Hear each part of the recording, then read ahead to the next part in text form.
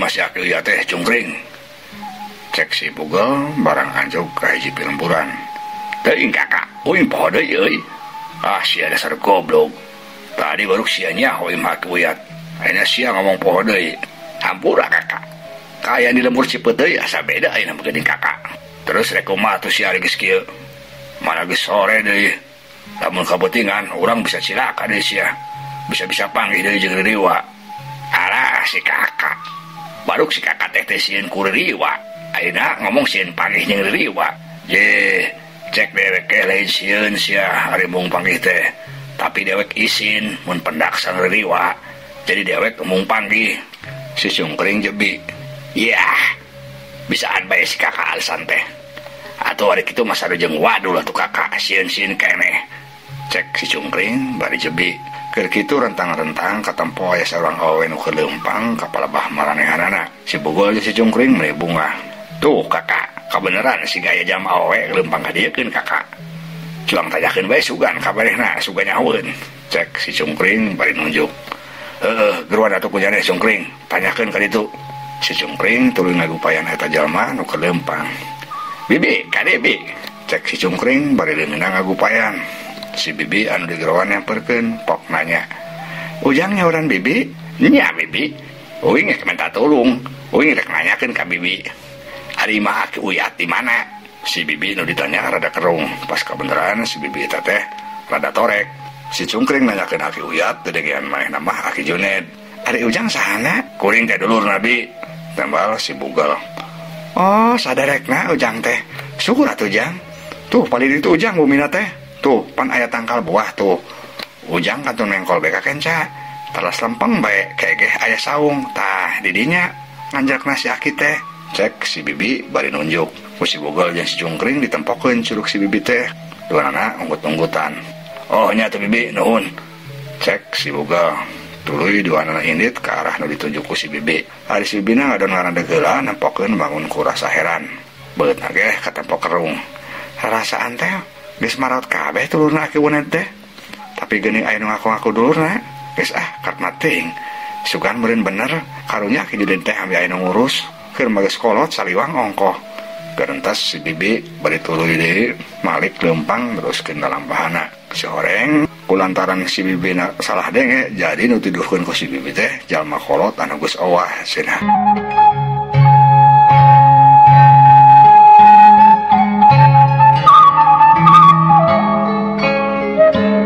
Ayeuna urang malik deui nuturkeun lalampahan si Bugel jeung si cungkring. Sanggeus ngaliwatan tangkal buah anu dituduhkeun ku si Bibi tadi, maranehna tuluy marengkol ka beulah kenca. Beras asup ka kebon awi, tuluy lembang deui mapayan jalan satapak. Tapi si horeng teh kalak beuki jauh ti pilemburan. Si Bugel jeung si cungkring mimiti ngarasa heran.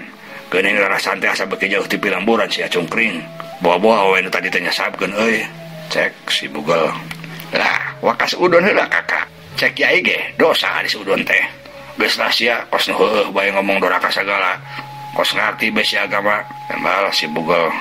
Heueuh cek kuing ge ayeuna mah leumpang bae heula kakak hayang nyaho. Da moal heueuh nah jama teh atuh ngabohong. Keur mah pan ari aku ya teh dukun. Biasana ari dukun mah memang sok anjeulna teh jauh ti pilemburan. Sok mencil. Basa baheula ge asana teh aki uya teh imah teh deukeut balong. Jauh ti jalma rea. Nya tuh geus kumaha nyaneh bae. Ayeuna mah hayang nyaho bae sok tuang tuturkeun bae panuduh awewe tadi teh. Cek si Bugel. Si Bugel jeung si cungkring leumpang deui neruskeun lalampahana. Tapi rarasaan mehna beuki jauh ti pilemburan, malah can manggih imah atawa saung hiji-hiji acan. Si Bugel beuki heran. Cungkring, sigana mah bener teuy urang tadi sesabkeun, ieu mah siga jalan we kaleuweung atuh. Buktina teu manggih imah hiji-hiji acan. Heula kakak cek uing ge heula, sabar heula.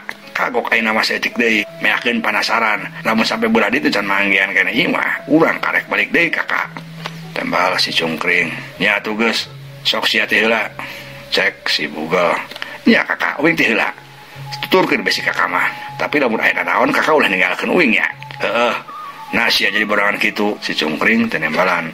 Terus leumpang meulaan si Bugelna nuturkeun ti tukang. ayan harita beuki nyedeka sore. Sora tonggarek jeung cai cangkas geus pipiti rame patembalan. Leumpang si bugolnya si cungkring beuki lila beuki jauh ti pilemburan. Si horeng eta jalan ukur dilaliwatan teh arahna ka hiji pasir. Duanana leumpang manjak meninetek. Napasna ge geus kadege haheho. Di sejen pihak di palebah tonggo aya saurang aki-aki anu keur ngawaskeun ka palebah si bugol jeung si cungkring. Pakaian aki-aki teh siga jawara, tapi katempan ada kieu jeung rarawek. Ari sirahna dibangker ku tali, leungeunna nyekel awi nu dimecosan. Meureun anu baheula mah disebutna teh ban buruncing teh eta teh. Barang empo dua jalma anu keur leumpang katanjak si aki ngagerentes. Geus moal salah deui, pasti eta teh mata-mata Walanda. Keun sia ulah sambatkan ieu aya. Sia wani-wani asup ka wilayah aing.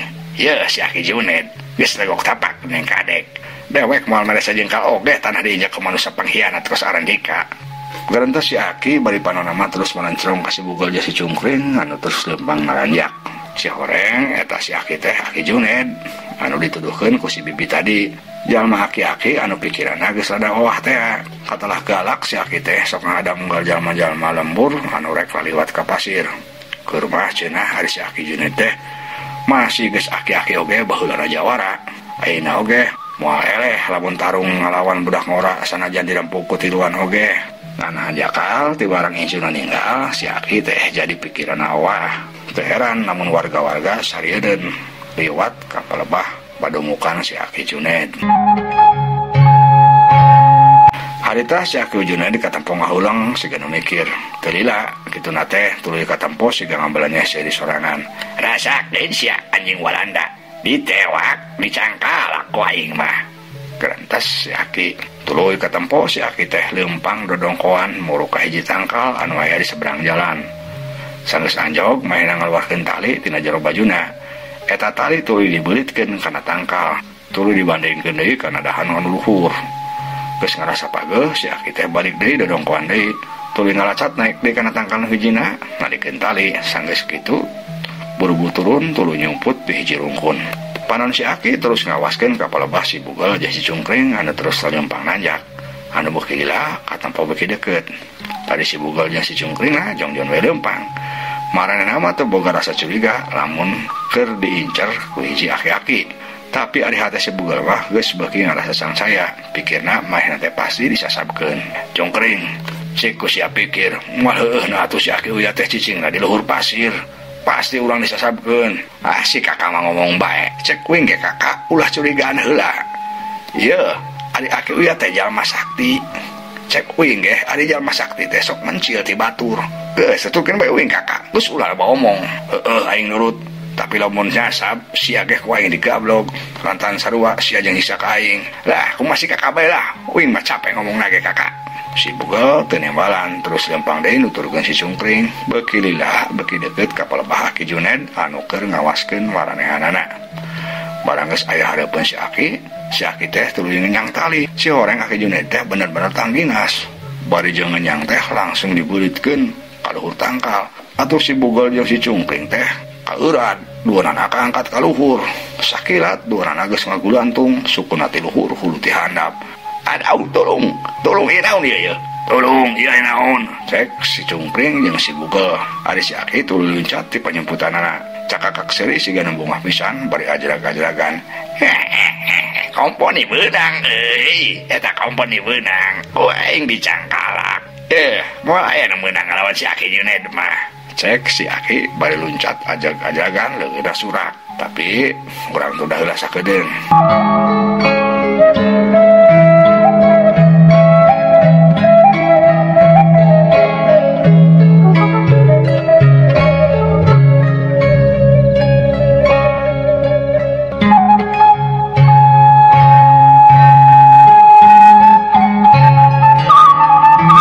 Caturkeunna Ciwiwin anu kamari digariring ka balai desa gara-gara dituluh bangsat anu maling ka warung Cilia teh. Lantaran manehna teh make baju kabaya jeung tiung koneng anu ditinggalkeun ku bangsat aslina.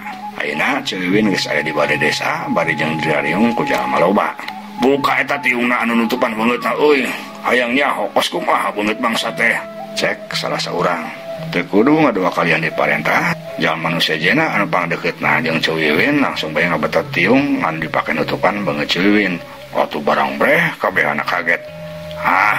Eta mah geuning Ciwiwin, cek eta jalma nu muka tiung. Atuh nu sijeun ngararenjag. Halang sreg pareh hayang nempo. Ari Ciwiwina langsung bae melotot ambek. Cek kuring ge ieu teh kuring, Ciwiwin. Kuring malain bangsat. Lepaskeun ieu sia lepaskeun. Penjakeun sia ka salaki aing. Cek Ciwiwin, jalma anu aya di dinya pati ngararet. Salah seorang nanya ka Ciwiwin, tapi cara ngomongna leuleui ayeuna mah. Lantaran kabeh ge moal aya nu percaya lamun Ciwiwin maok mah. Da parahi apal ari Ciwiwin teh jalma beunghar. Keur mah manehna teh katelah berehan. Masih cerewet ge. Punten Ciwiwin. Leres teu Ciwiwin teh kantos nyandak atos nu di warung Cilia? Tanya eta jalma anu ngaran Mang Jalim. Demi Allah kuring mah henteu. Kuring maling badog, fitnah ieu mah. Sok saha nu ngalaporkeun kuring maling? Rek ditungtut ku kuring mah. Cek Ciwiwin. Mang Jalim ngahulang tuluy malik ka Mang Suharno jalma anu newak Ciwiwin teh. Ayeuna kuring atuh nanya ka Mang Suharno, cik naon alasanna Ciwiwin bisa ditewak jeung dituduh bangsat. Samana balan Mang Suharno silih reret heula jeung batur-baturna anu tadi ilu newak Ciwiwin teh. Sok atuh ku Mang Uday jawab. Cek Mang Suharno bari nyegeung awak Mang Uday. Ih, atuh ku Mang Suharno bae. Kapan kuring manuturkeun Mang Suharno? Nu nitah newak negepan Mang Suharno. Mang Uday kalah malikeun ka Mang Suharno. Heh, maneh kalah patutur keua jawab sia. Ciwiwin melotot ambek. Kieu Mang Jalim, Ciwiwin, ari kuring mah dumasar ti beja ti Cilia. Ceunah nu maling di Cilia teh jaman awewe make kabaya beureum jeung tiung koneng. Nya tuh kuring mah teu salah rarasaan mah. Pan anu make kabaya beureum jeung tiung koneng teh Ciwiwin. Ngadeng kitu Ciwiwin ngarenjag aya seueuh hajelu jeung era sorangan. Dasar apes aing teh. Si horeng baju nu dipake ku aing teh baju nu bangsat. Aduh, ieu poe ieu aing apes-apes teuing. Pantes lamun aing ditaruduh oge. Kerentas Ciwiwin di sejen pihak Mang Jalim unggut-unggutan. Oh, kitu alasanna. Cek Mang Jalim bari terus pencerong deui ka Ciwiwin. Tah, kitu alasanna mah cenah Ciwiwin. Ayeuna punten kuring naros sakali deui. Ciwiwin leres di rumah saja dapat kos Cilia. Ih, ari Mang Jalim kos di apal saha ari kuring teh. Ya, kuring teh jalma beunghar, salaki kuring teh saudagar. Kang Usep ngaranna. Jalma jegur urang Bandung, jang naon atuh kuring maling duit. Da duit Cilia mah paling teh sabaraha. Cek Ciwiwin bari ngagulkeun ka boga sorangan. Nu sejen unggut-unggutan, ngarasa percaya lolobana mah. Da emang bener Ciwiwin mah jalma beunghar. Terus tadi geus disebutkeun, ari Ciwiwin teh katelah berehan masih cerewet oge. Jadi lolobana teu percaya lamun Ciwiwin teh maling duit di warung Cilia. Mang Jalim mareret ka baturna. Cek kuring mah kieu bae. Kuring oge ieu 100% teu percaya lamun Ciwiwin maling duit mah. Cek Mang Jalim. Uing ge sarua, Mang teu percaya lamun kitu mah. Cek Mang Suharno. Tah lamun kawihan teu percaya, atuh geuwat kuring bebaskeun laan tali nu dipake beungkeut kuring. Cek Ciwiwin. Keke heula Mang Jalim, Mang Suharno. Ari masalah ngalepaskeun mah gampang. Tapi urang tetep kudu minta keterangan heula teh Ciliana. Lantaran manehna anu mimiti ngomong duitna leungit di bado ku jalma anu make baju kabaya beureum. Cek Mang Uday. Kabehan silih reret. Bener oge omongan Mang Uday. Lamun kitu kieu bae atuh. Mangentang ya, mentang wayahna. Wayahna pangangkirkeun Cilia ka ka dieu. Terus sakalian tuh kampung palebe jeung Pak RT oge gerowan. Mangkara aya masalah di lembur kokolot lemburna. Cek Mang Jalim bari ngalieu ka salah seorang jalma anu ngaran Mang Entang. Nya teu Mang Jalim, ayeuna keneh ku kuring rek disusulan. Tembal Mang Entang. Tuluy manehna indit. Nu sajen narungguan. Ari Ciwiwin ngarasa seueul jeung kesel. Heh, kuring rek dibabaskeun moal. Hese setting bari nage. Cek Ciwiwin. Ye, pasti ari dibebaskeun mah ceuk. Tapi kudu beres heula masalahna. Jeung anu hak ngabebaskeun Ciwiwin teh kokolot lembur. Tembal Mang Jalim. Nu sejen pada merancong bae ka Ciwiwin. Aya nu ngarasa karunya, aya we nu seueul lantaran Ciwiwin bawel pisan. Tekung Cilia kurunyung Cilia datang tuluy disusul ku Pak RT. Malah Bu RT na oge milu. Atuh datang-datang Bu RT mah langsung hahaok barang lampu Ciwiwin anu keur didariung teh. Tah siap beunang ayeuna bangsa teh akhirna mah. Cek Bu RT bari tuluy muka sendal siriwik krek dipake ngawabuk Ciwiwin.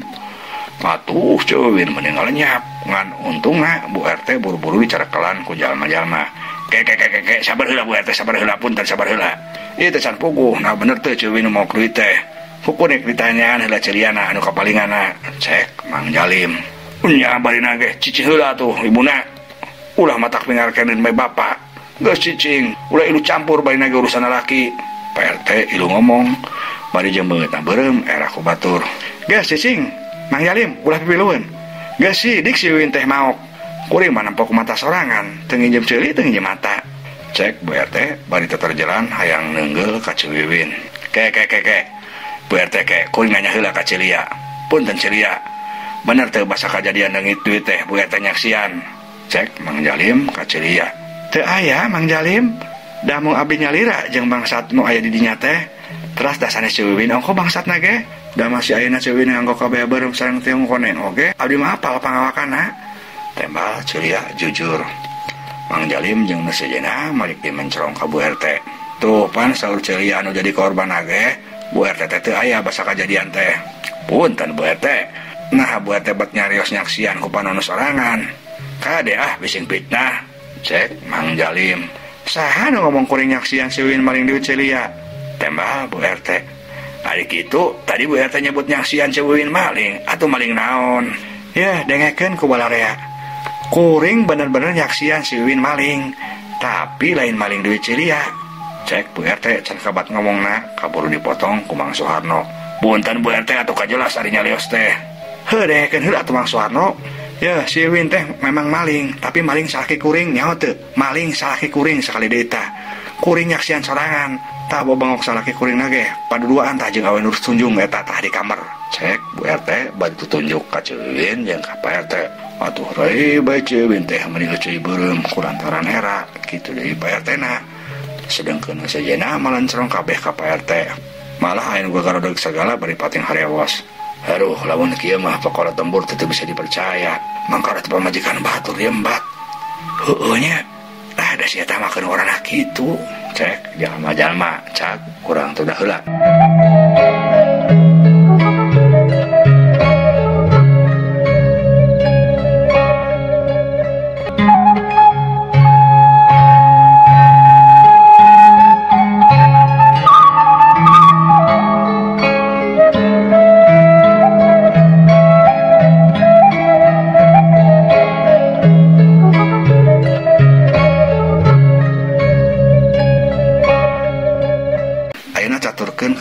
Geus kaganti ku puting.